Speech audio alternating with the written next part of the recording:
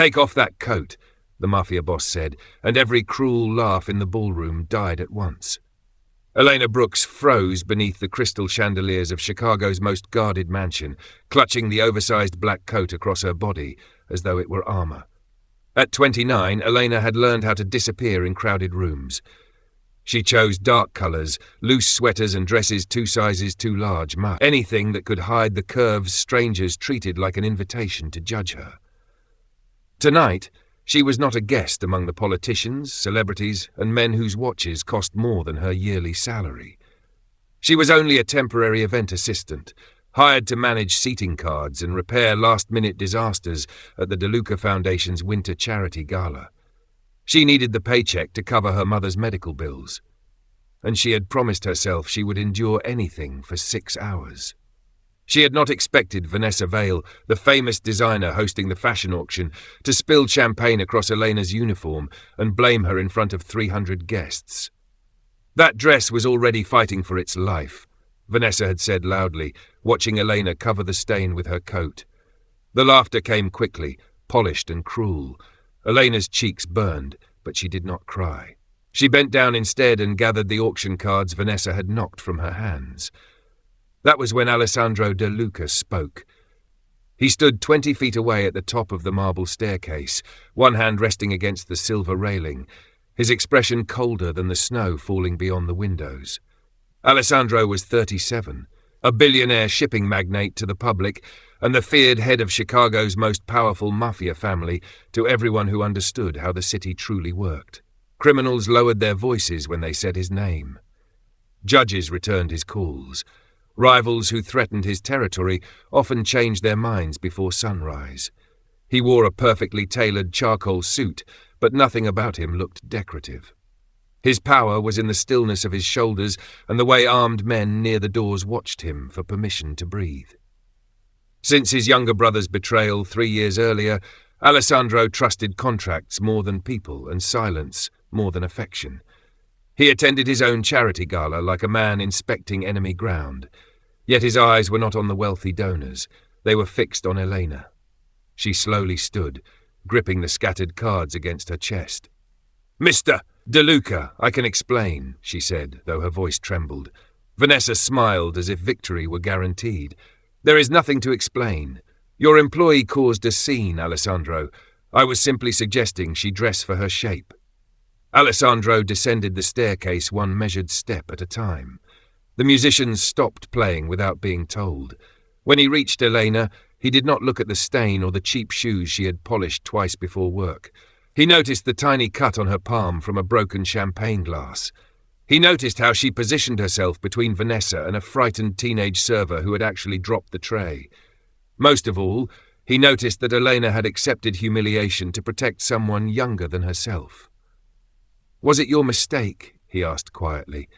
Elena glanced at the teenager, who looked close to tears. "I was responsible for the flaw," she answered. Alessandro's gaze sharpened. "That was not my question." Before Elena could respond, the teenager stepped forward. "It was me, sir. Miss Brooks covered for me because my dad just lost his job, and she knew I would be fired." A murmur moved through the ballroom. Vanessa rolled her eyes. "How touching! Can we continue the auction now?" Alessandro turned toward her and the room seemed to lose 10 degrees. "No." One word erased her smile. He removed the coat from Elena's clenched hands, not exposing her, but freeing her from the shield she had been forced to carry. Beneath it, her navy dress hugged her full figure, stained at one shoulder but elegant in its simplicity. Elena immediately crossed her arms over her waist. Alessandro saw the movement and stepped slightly in front of her, blocking the crowd's view without making a show of it. "You have spent the evening auctioning dresses in the name of dignity," he told Vanessa. "Then you humiliated a woman because her body did not fit your sample size." Vanessa's face paled. "I was joking." She was not laughing. He turned to his security chief. "Cancel Miss Vale's contract, double the teenager's wages for tonight, and contact Lucia Moretti before midnight." Vanessa gasped. Lucia Moretti was the private designer who dressed first ladies, actresses, and women whose names appeared on skyscrapers. Elena stared at Alessandro. "Why are you calling her?" For the first time that evening, his expression softened, but only when he looked at her. Because you are done hiding inside clothes designed to make you feel smaller. Then he faced the silent ballroom and issued an order no one dared question. Lucia will make 12 dresses for Elena Brooks, fitted to her exactly as she is. Elena's breath caught, not because of the dresses, but because Alessandro de Luca had said her name, as though it deserved respect. She had no idea that he had noticed her weeks ago, or that the coat she used to hide herself concealed the one clue that could expose a traitor inside his empire. "No one leaves this house until I know who stitched that symbol into her coat," Alessandro said, and the ballroom doors locked with a heavy metallic click. Elena stared at the black wool coat now spread across a marble table beneath the chandelier. Near the inner seam, almost invisible beneath a loose strip of lining, someone had sewn a small silver thread into the shape of a crowned serpent. She had owned the coat for less than a month, purchased for $12 from a thrift store on Milwaukee Avenue after the zipper on her old jacket broke. To Elena, it had been nothing more than another oversized layer she could hide inside. To Alessandro de Luca, it was the mark of the Belandi family, the rival organization that had spent the past year trying to infiltrate his shipping network. His security chief, Marco Rinaldi, stepped closer and lowered his voice. That insignia is used only by their inner circle. Several guests began whispering. Vanessa Vale, still pale from losing her contract, edged toward the nearest exit, but 2 guards blocked her path. Elena's pulse raced. "I didn't know it was there," she said. Alessandro looked at her, studying every flicker of fear on her face. He had interrogated liars who smiled through broken alliances and traitors who swore loyalty while reaching for hidden weapons, but Elena did neither. She stood with her injured hand tucked against her dress, more worried about the teenage server than herself. "Where did you get it?" he asked. "A thrift shop. I can show you the receipt. You kept a $12 receipt? When every dollar matters, you keep everything." Her answer silenced him for half a second. Then Alessandro turned to Marco. "Search the shop records. Find out who donated it." Vanessa gave a brittle laugh. "You cannot seriously believe this woman wandered into your gala wearing enemy property by accident." Elena's shoulders tightened, but before she could defend herself, Alessandro stepped between them. "Use her name." Vanessa blinked. "What?" "Her name is Elena Brooks. You will use it with respect, or you will say nothing." The warning was quiet, but it carried more force than shouting. Elena looked up at him, startled by the strange ache that moved through her chest. Men had defended her before, only when they wanted gratitude in return. Alessandro did not even touch her. He simply placed his body between her and the room, turning protection into a boundary no one dared cross.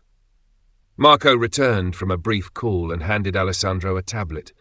Security footage from the mansion's service entrance showed Elena arriving 2 hours earlier.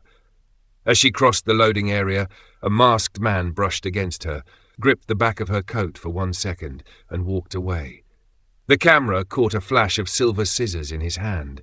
Someone had opened the seam and planted the symbol after Elena entered the property. "She was used," Marco said. Alessandro's jaw hardened, not randomly. He enlarged the image and noticed the man's cufflink, a black onyx square engraved with the initials DL. Only senior members of Alessandro's own household were allowed to wear them. The enemy was not outside the mansion. The enemy had been standing among his trusted people all evening. Elena leaned closer to the screen. "Pause it." Alessandro glanced at her. "Why?" "The reflection in the service elevator." Marco stopped the footage. In the polished metal doors, the masked man's face was hidden, but his right hand was visible. One finger bent at an unusual angle. Elena's breathing changed. "I've seen that hand." The room seemed to tighten around her. "Where?" Alessandro asked. "At the hospital where my mother receives treatment. A man has been sitting near her room for 3 days. He pretended to read the same newspaper every time I passed, but his right index finger looked exactly like that." Alessandro's controlled expression fractured for the first time. The traitor had not simply planted evidence on Elena. He had been watching her family before she ever entered the gala. "Your mother is at St. Catherine's?" he asked. Elena nodded. Alessandro immediately signaled Marco. "Send a protection team. Quietly. No uniforms. Elena grabbed his arm before he could turn away. The entire ballroom reacted to the sight of her touching the most feared man in Chicago, but Alessandro only looked down at her hand. "Do not frighten my mother," she said. "She has a heart condition." His voice softened. "Then they will look like hospital staff. She will never know." Elena slowly released him. "Why are you doing this for me?" "Because someone placed you in the center of a war you did not start." "That cannot be the only reason." For a moment, the cold mafia boss had no answer prepared. Then Lucia Moretti arrived, carrying measuring cases and fabric books, having been summoned before the lockdown. Alessandro led Elena away from the staring crowd into a private library lit by a low amber fire. Lucia draped rich fabrics across Elena's shoulders, but Elena flinched each time the cloth followed the shape of her body. Alessandro noticed. "Nothing loose enough to hide her," he told Lucia. Elena stiffened. "You don't get to decide what I wear." Instead of becoming angry, he stepped back. "You're right," he turned to Lucia. "She decides everything. Your job is to make the clothes honor her choice, not erase her shape." Elena searched his face, expecting mockery, but found none. She chose a deep emerald fabric, the first bright color she had allowed herself in years. Alessandro watched her touch it and quietly ordered the room cleared so she could be measured in privacy. Before leaving, he placed his hand on the door and said, "For what it is worth, Elena, the coat never made you invisible." Her breath caught. Then Marco burst into the library with a phone in his hand and fear in his eyes. "Boss, the team reached St. Catherine's, but Mrs. Brooks is gone." Elena went still. A message appeared on Alessandro's screen seconds later. "Bring the woman in the emerald dress to Pier 9 by midnight, or her mother never comes home." "You are not going to Pier 9, Alessandro said, but Elena was already pulling the emerald fabric from Lucia's hands. "My mother is there because of me. Your mother is there because someone wants to control me through you." His voice remained calm, yet every guard in the library moved faster. Marco spread a map of Chicago's riverfront across the desk, while Alessandro issued orders to lock down every road within 2 miles of the pier. Outside the tall windows, snow pressed against the glass, turning the city white and silent. Inside, Elena's fear sharpened into anger. "They asked for the woman in the emerald dress. That means they saw me choose it." Alessandro's gaze shifted toward the ceiling camera. Only 4 people had access to the private security feed. Marco, the estate manager, Alessandro's aunt Sophia, and Daniel Leone, his oldest advisor. Someone inside the mansion had watched Elena in the library and sent the message within minutes. "Seal the surveillance room," Alessandro ordered. "No one touches a computer." Marco left with 2 guards, but Vanessa's voice drifted from the hall. "You should have listened when I warned you." She stood between security officers, her designer gown wrinkled and her confidence returning now that panic had entered the house. Elena turned toward her. "What do you know about my mother?" "Nothing about your mother," Vanessa replied, "but I know Alessandro's enemies. They do not choose ordinary women without a reason." Alessandro stepped closer. "And what reason would that be?" Vanessa smiled at Elena with polished cruelty. "Maybe she is not as innocent as she looks." A guard brought in Elena's handbag, recovered from the staff room. Inside, beneath her wallet, was a sealed envelope containing photographs of Luca cargo routes, security schedules, and a handwritten list of names. The final name was Alessandro's. The ballroom erupted in frightened whispers. Elena stared at the papers as if they belonged to someone else's life. "I have never seen those." Daniel Leone entered behind the guard, his silver hair perfectly combed despite the chaos. For 20 years he had advised Alessandro's father, negotiated alliances, and stood beside the family through funerals and wars. "The evidence is clear," Daniel said.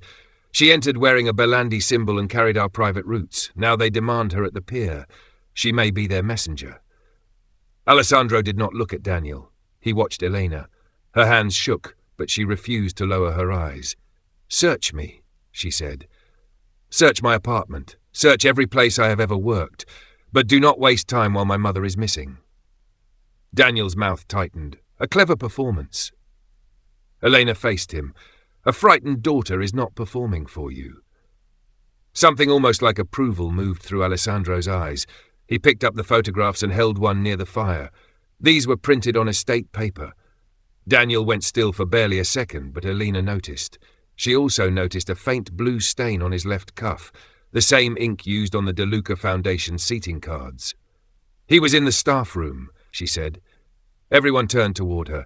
Daniel laughed softly. "Hundreds of people were in the staff areas tonight. Not near my bag. The blue ink spilled beside my locker when I arrived.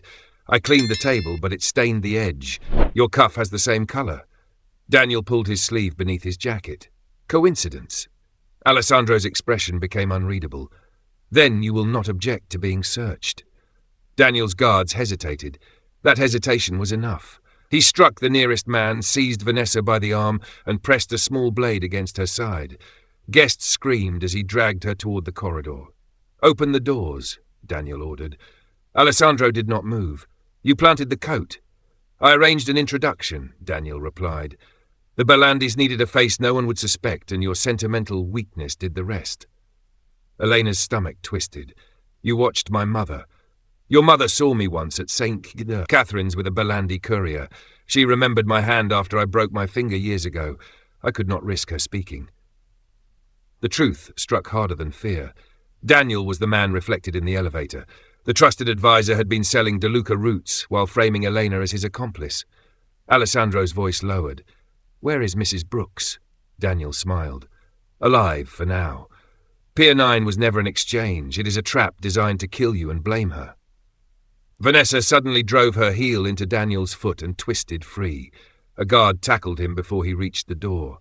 Alessandro crossed the room in 3 steps, but Elena stopped him from striking the older man. "My mother first," she said. His anger shifted instantly into control. He knelt beside Daniel, close enough that only those nearby could hear. "You have 60 seconds to give me the location." Daniel spat blood onto the marble and laughed. "You still do not understand. I am not the one holding her." Marco rushed back into the library with security footage on his tablet. It showed Sofia De Luca, Alessandro's aunt, and the woman who had raised him after his parents died, escorting Elena's mother from the hospital in a wheelchair. Alessandro stared at the screen, the first true shock Elena had seen break through his armor. Then his phone rang. Sofia's voice came through the speaker, warm and familiar. "Come alone, Alessandro. Bring Elena, or her mother dies before midnight. Before midnight, you will choose whether Elena keeps her mother or you keep your empire," Sofia said, and the call ended. Alessandro stood motionless in the library while the grandfather clock marked 11:15. For 3 years, he had believed his younger brother betrayed the De Luca family. Now the woman who had raised them both had taken an innocent mother hostage, and the cold certainty that had protected him for years began to fracture. Elena watched him only briefly before reaching for the emerald fabric Lucia had left behind. "Tell me where Sofia is." "You are not going with me. She demanded both of us. That is why you will stay here." Elena stepped closer until less than a foot separated them. "My mother spent her life teaching me not to make myself smaller just because someone else wanted more space. I have hidden in coats. I have swallowed insults. I will not hide while she pays for my fear." Alessandro's jaw tightened, but he did not order her away. Instead, he turned to Lucia. "Can you make that wearable?" Lucia studied the unfinished emerald silk. "Give me 20 minutes." While her assistants worked, Marco traced Sofia's call to an abandoned clothing factory beside the river, 6 blocks from Pier 9. The building had once produced formal gowns before a fire closed it 12 years earlier. At 11:38, Elena emerged wearing a simple emerald dress shaped to her full figure, with long sleeves, a strong waist, and a skirt that moved freely around her legs. There had been no time for jewels or decoration. It was the first dress Elena had worn in years that did not apologize for her body. Still, when she saw her reflection, her hands moved instinctively toward her stomach. Alessandro approached without touching her. "Do you want a coat?" he asked. The choice in his question mattered more than the dress. Elena lowered her hands. "No." His eyes remained on hers. "Then no one will make you feel exposed." They entered the factory 11 minutes before midnight. Moonlight poured through broken windows, cutting silver lines across rusted sewing machines and hanging strips of fabric. Elena's mother sat in a wheelchair beneath a single work lamp, an oxygen tube beneath her nose. Sofia stood behind her in a white suit, flanked by 2 armed men. Daniel was nowhere in sight. On a cutting table rested a leather folder and a silver pen. "You dressed for the occasion," Sophia said, letting her gaze travel over Elena with deliberate contempt. Elena did not cover herself. "Release my mother." Sophia smiled at Alessandro. "Sign over the river terminals, the freight companies, and control of the family council. Then both women leave." Alessandro opened the folder, but Elena saw that the final page carried more than a transfer agreement. Her years handling invoices for small businesses had trained her to notice numbers others ignored. The document listed shipments on dates when De Luca vessels had not been in Chicago. Beneath them was a confession assigning responsibility for attacks Alessandro had never ordered. "Don't sign it," she said. Sophia's smile vanished. Elena pointed to the dates. "This is not a surrender. It is evidence meant to destroy him after you take his empire." One guard grabbed Elena's arm. Alessandro crossed the room so quickly that the man released her before being touched. He placed himself between Elena and the weapon at the guard's side. "Use force against her again," he said quietly, "and you will not leave this building employed by anyone." Sophia laughed. "Still protecting broken things, Alessandro? Your brother had the same weakness." He went still. Sophia removed a small recorder from her pocket and pressed play. Daniel's younger voice filled the factory, pleading with someone named Sophia not to sell De Luca roots to the Bellandis. Then came Sophia's reply, cold and unmistakable, ordering him to plant evidence in Alessandro's office. Alessandro's face lost all colour. "My brother did not betray me. He discovered what I was building," Sophia said, "so I made you destroy him for me." The hidden wound Alessandro had carried for 3 years opened in the silence. Elena saw the guilt before he could hide it. She moved beside him, not behind him, and slipped her hand into his. His fingers closed around hers as though it were the only steady thing left in the room. Sophia's eyes narrowed. "You think she makes you human? She makes you vulnerable." Elena's mother suddenly lifted her trembling hand. Between her fingers was a tiny black flash drive. "She watched Sophia meet Daniel at the hospital," Sophia said. "She stole security footage and hid it before they could erase it." Elena stared at her mother. The flash drive contained proof of Sophia's conspiracy and evidence that Alessandro's brother had been innocent. One of the guards moved toward the wheelchair. Elena stepped in front of her mother, shoulders squared. "You have spent years choosing people you thought were easy to silence," she told Sophia. "You chose the wrong woman." For the first time, Sophia looked uncertain. Then the factory lights went out. A gunshot cracked through the darkness. Alessandro pulled Elena against him, shielding her with his body. When the emergency lights flickered red, he dropped to one knee, one hand pressed against his side. Elena caught him before he fell. Across the room, Sophia had vanished. Elena's mother's wheelchair was empty, and the flash drive lay crushed beneath a man's shoe. "Stay with me," Elena whispered, pressing both hands over Alessandro's wounded side as red emergency lights swept across the abandoned factory. "I am not the one leaving," he said through clenched teeth. The bullet had grazed him rather than gone deep, but blood darkened his charcoal suit, and Sophia had taken Elena's mother through a service tunnel beneath the cutting floor. Marco's voice crackled through Alessandro's earpiece. His team had surrounded the building. Yet motion sensors showed 3 vehicles racing toward Pier 9, where the De Luca family council was gathering to approve Sophia's claim before midnight. It was 11:51. In 9 minutes, Sophia would present Alessandro's forged confession, seize his empire, and make Elena's mother disappear as the only witness who could expose her. Elena looked at the crushed flash drive beneath the fallen guard's shoe. Its casing was broken, but the inner memory chip still gleamed under the red light. "Can your people recover that?" she asked. Alessandro followed her gaze. "Not before midnight." Elena tore a narrow strip from the hem of her emerald dress and wrapped it tightly around his wound. The fabric had been designed to honor her body, and now it was keeping him on his feet. "Then we do not need the drive," she said. "My mother memorizes everything when she is afraid. She used to recite license plates after my father left because she thought he might come back. If she saw the hospital footage, she can testify to what was on it." Alessandro tried to stand, but pain forced him back to one knee. Elena braced his arm across her shoulders. "Lean on me. I will crush you." She looked directly into his eyes. "You are not the first weight I have carried." Something in him broke open. Not weakness, but trust. He allowed her to help him through the service tunnel, while Marco's men cleared the route. Outside, snow whipped across the riverfront, and black SUVs waited with their doors open. Alessandro ordered the driver toward Pier 9, then called the council through the vehicle's secure screen.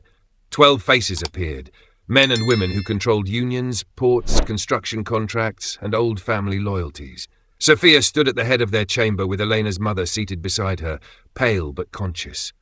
"Alessandro is injured and compromised," Sophia announced. "The woman beside him is a Bellandi agent. Vote now, and I will restore stability."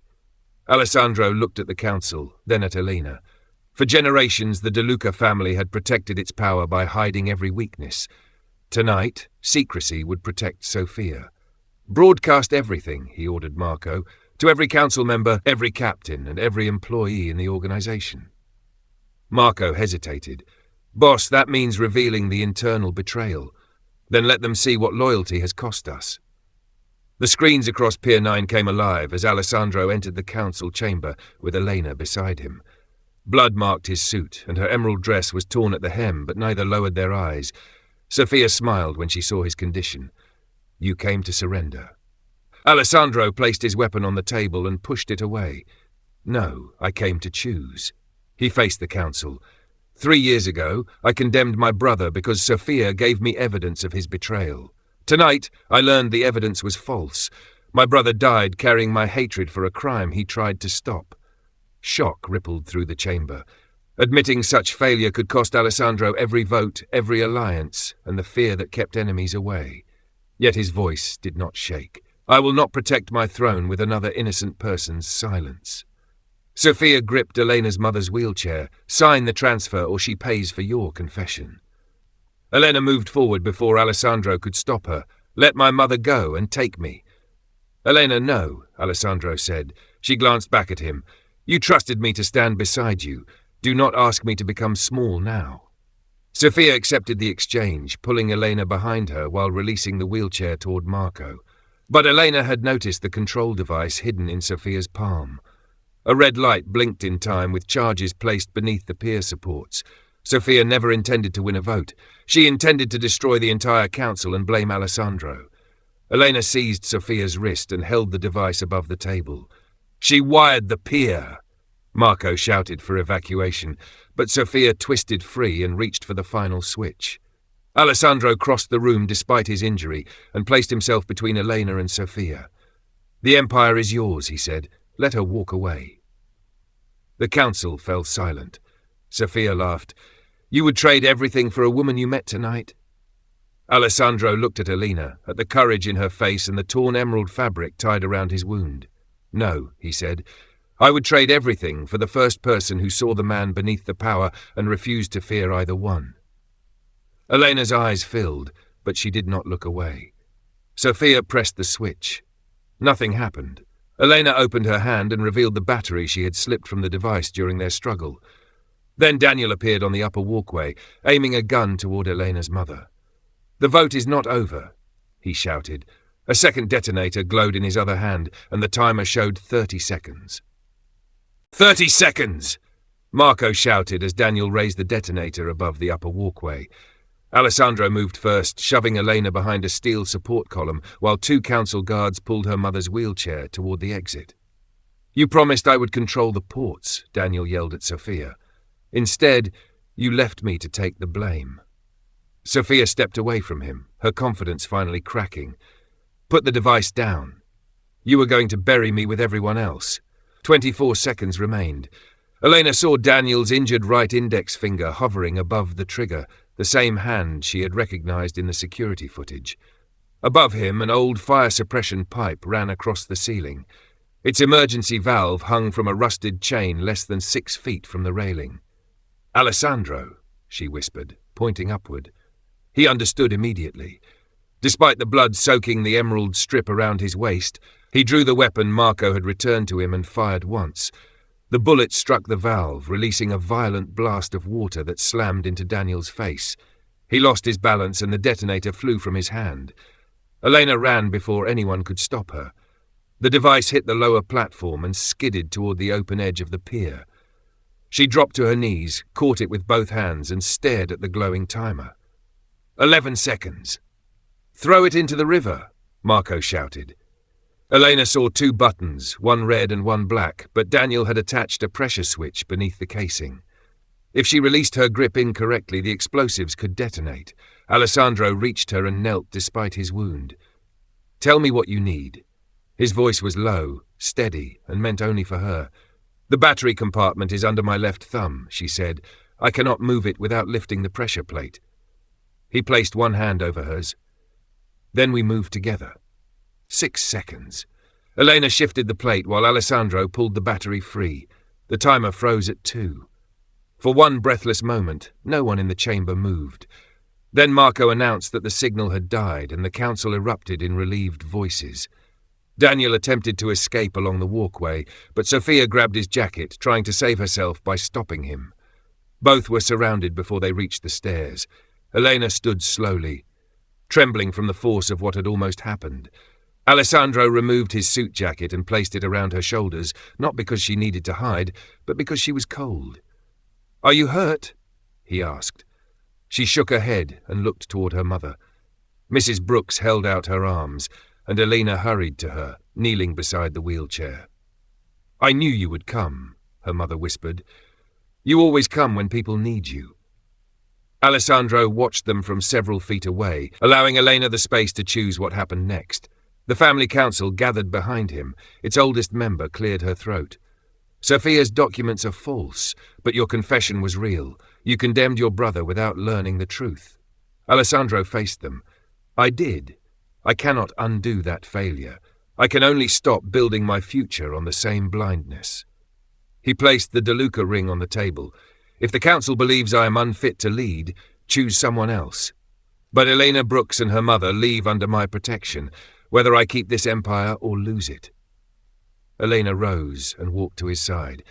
"I do not need your empire to protect me," she said softly. "I know."